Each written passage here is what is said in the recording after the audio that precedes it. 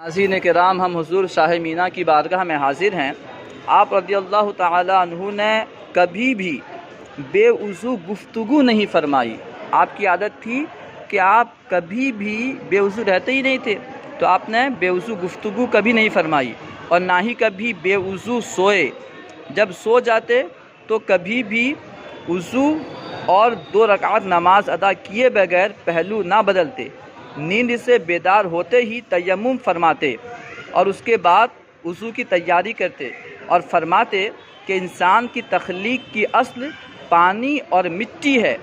इन्हीं दोनों चीज़ों से तलबे दुनिया की आग बुझाई जाएगी।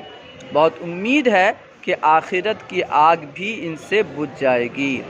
आग और मिट्टी से ही, आग और पानी से ही जो है दुनिया की तलब को दूर किया जा सकता है। इसके अलावा कोई चीज़ तलब दूर नहीं कर सकती।